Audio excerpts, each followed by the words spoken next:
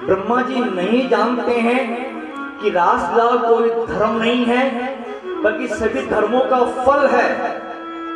सभी धर्मों का पालन करने पर रासलीला में प्रवेश मिलता है।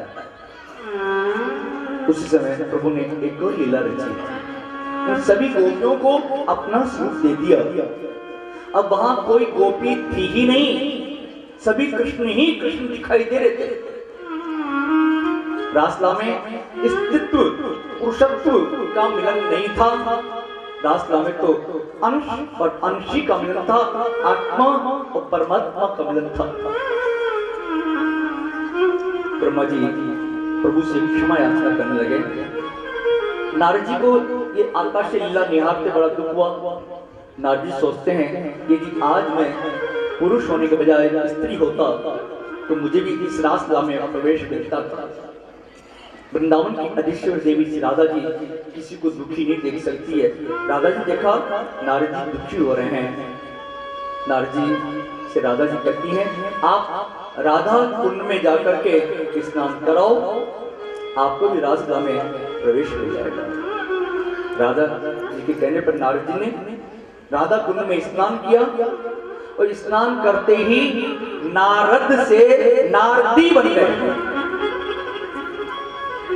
नारद जी सोचते हैं आज तक पुरुषत्व के अभिमान में प्रभु से कितना दूर रहा। नारद जी ने अपना पुरुषत्व त्यागा, गोपियों ने अपना अस्तित्व त्यागा। प्रभु से मिलने के लिए पुरुषत्व अस्तित्व इन दोनों आवरणों का त्याग करके शुद्ध जीव बनना आवश्यक है। प्रभु से ना तो कोई स्त्री मिल सकती है, ना कोई पुरुष मिल सकता है। प्रभु से तो शुद्ध जीव ही मिल सकता है। ये देह का भाव जब तक रहेगा, पुरुषत्व की भावना, स्त्री की भावना जब तक रहेगी, तब तक प्रभु से मिलन संभव नहीं हो सकता। इन दोनों आवरणों का त्याग करके शुद्ध जीव बनना आवश्यक है। प्रभु से तो शुद्ध जीव ही मिल सकता है। सुखदेव महाराज वर्णन करते राजन, इस रासलीला का जो मन श्रद्धा पूर्वक श्रवण करता है, वर्णन करता है, भगवान की परम भक्ति को प्राप्त करके उस हृदय से प्रभु की भक्ति को प्राप्त हो जाता है। उस हृदय से काम रूपी रोग से सदा सर्वदा मुक्त हो जाता है। इस प्रकार हमने रासलीला कथा का श्रवण किया। दो क्षण के लिए गुरु के नाम का आश्रय लेंगे, उसके बाद आगे कथा का हम लोग श्रवण करेंगे। श्याम राधे राधे, घनश्याम राधे राधे, श्याम राधे राधे, घनश्याम राधे राधे, निकुंज में विराजे घनश्याम राधे राधे, निकुंज में विराजे घनश्याम राधे राधे।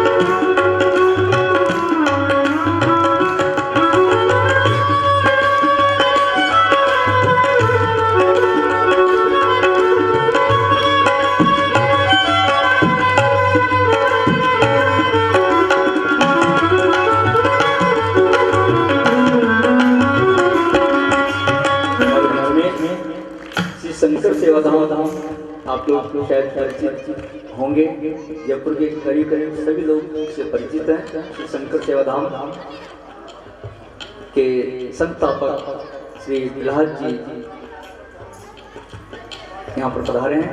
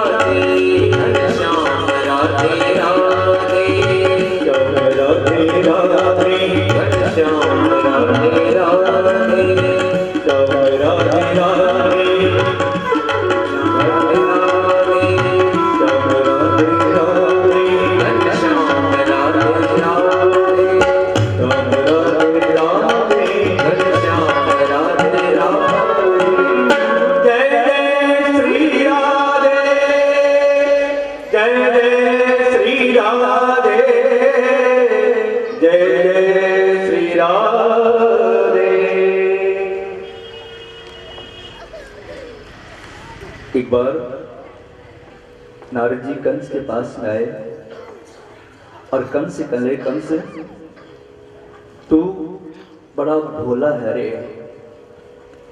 वसुदेव जी ने तुझे उल्लू बना दिया, अपने 8वें पुत्र को छोड़ आए नंद जी के यहाँ और उनकी पुत्री को ले आए। ये कृष्ण देवकी का ही 8वां पुत्र है। ये सुनकर कंस आग बबूला हो गया और वसुदेव जी को मारने को तैयार हो गया।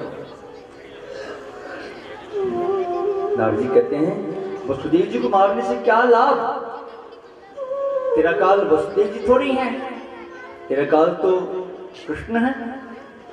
कंस श्री कृष्ण को मारने के कई उपाय सोच लगा। सभी ब्राह्मणों ने कहा महाराज आप धनुष यज्ञ का आयोजन करें, इस यज्ञ से यजमान की आयु बढ़ती है और उसके शत्रुओं का नाश हो जाता है। लेकिन यज्ञ के प्रथम के 5 दिन कोई विघ्न बाधा नहीं आनी चाहिए। यदि प्रथम के 5 दिन कोई विघ्न बाधा आ जाती है तो फिर उल्टा हो जाता है, फिर यजमान मर जाता है। कंस ने यज्ञ के बहाने नंद जी को पुत्रों के सहित बुलाने की सोची और अक्रूर जी को कहा अक्रूर जी आप कल ही गोकुल जाओ और नंद जी को धनुष का दर्शन का निमंत्रण दो। कृष्ण बलराम को तो आप अपने साथ में ले आओ। अक्रूर जी कंस के भेजे गए स्वर्ण रथ पर सवार होकर के गोकुल दिशा की ओर चल पड़े। रास्ते में प्रभु के चरण चिन्ह देखे, शंख ध्वजा चक्र, ये तो मेरे प्रभु के चरण चिन्ह है। मेरे प्रभु इसी मार्ग से गाय चराने पैदल जाते होंगे, मेरे प्रभु पैदल चलते हैं, मैं कैसे रथ पे चल सकता हूँ। वहीं से रथ से नीचे उतर गए और पैदल चलने लगे। ब्रजभूमि में प्रवेश किया, ब्रजरज में लौटने लगे। आज अक्रूर जी प्रभु के लिए पागल हो गए थे। जिस प्रकार धन को प्राप्त करने के लिए पागल होना पड़ता है, वैसे ही प्रभु को प्राप्त करने के लिए भी पागल होना पड़ता है। लोभी व्यक्ति धन के लिए पागल हो जाता है, कामी व्यक्ति शरीर के लिए पागल हो जाता है। जिस प्रकार कामी व्यक्ति को स्थान का, समय का भान नहीं रहता है, उसी प्रकार प्रभु को प्राप्त करने के लिए भी संसार का भान भूल करके, शरीर का भान भूल करके पागल होना पड़ता है। अक्रूर जी प्रेम में पागल हुए, दंडवत प्रणाम करते हुए गौशाला में आए, प्रभु के श्री चरणों में साष्टांग प्रणाम किया। श्री कृष्ण ने अक्रूर जी को उठाकर अपने हृदय से लगाया। चाचा जी उठिए, आज अक्रूर जी की इच्छा पूरी हुई। गौशाला से भी नंद बाबा के घर आए। नंद बाबा ने अक्रूर जी का स्वागत किया, भोजन आदि से निवृत्त हुए और आगमन का कारण पूछा, आज कैसे मना हुआ? अक्रूर जी कहने लगे, नंद जी मैं महाराज कंस की तरफ से आपको धनुष्य का दर्शन करने के लिए निमंत्रण देने आया हूँ, और महाराज कंस ने कृष्ण बलराम को लेने के लिए स्वर्ण रथ भेजा है। नंद बाबा बड़े भोले हैं, इस निमंत्रण को प्राप्त करके बड़े प्रसन्न हो गए। सोचने लगे, मैं प्रतिवर्ष महाराज कंस को कर चुका हूँ, इसलिए मेरे पुत्रों को लेने के लिए स्वर्ण रथ भेजा है। मथुरा गमन के बाद जब यशोदा मैया तक पहुंची, यशोदा मैया का तो दिल ही बैठ गया। यशोदा मैया सोचती है, यह क्रूर नहीं है, ये तो बड़ा क्रूर है। मैं मेरे लाला को मथुरा नहीं जाने दूंगी। यदि आपको मथुरा जाना है आप भले ही जाएं, लेकिन मेरी कन्या को मेरी आंखों से दूर नहीं होने दूंगी। कन्या के बिना एक गोकुल सूना हो जाएगा, गाय भी घास खाना पीना छोड़ देगी।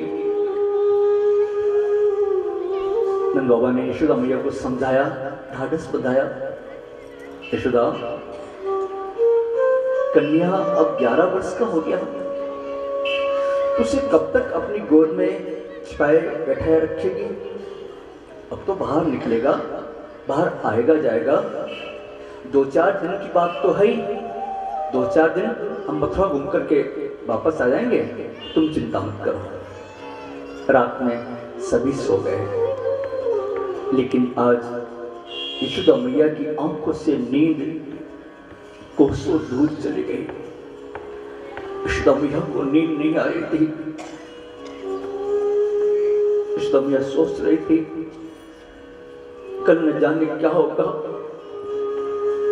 मेरा कन्हैया चला गया तो उसके बिना कैसे जी पाऊंगी। यशोदा मैया बाहर आंगन में आकर के सिसकियां भर भर करके रोने लगी। अंदर अचानक कन्या की आंख खुल गई। कन्या ने देखा मैया पलंग पर नहीं है। बाहर आकर के देखा तो मैया तो आंगन में बैठी बैठी रो रही है। श्री कृष्ण मैया की गोद में बैठ गए और अपने पीतांबर से मैया के आंसू पोंछने लगे और कहने लगे, माँ तू क्यों रो रही है? माँ तू रोती तो मुझे बहुत दुख होता है। कन्या की बात सुनकर कृष्ण मैया को थोड़ी सी तसल्ली हुई। फिर कहने लगी, लाला कल तू जा रहा है ना, इसलिए मेरी आंखें बरस रही है। बेटा तू मुझे छोड़ करके कहीं मत जाना, मैं केवल तेरी सहारे जी रही हूं।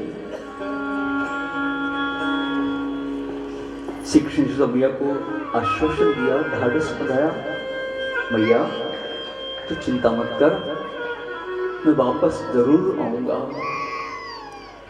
वापस आने की बात सुनकर कृष्ण मैया इतनी आनंद मग्न हो गई, कन्या को यह भी पूछना भूल गई, बेटा तू वापस कब आएगा।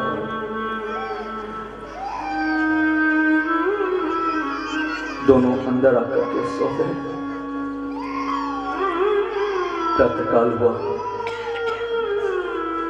कृष्ण मैया ने स्नान आदि से निवृत्त होकर के कन्या का श्रृंगार किया,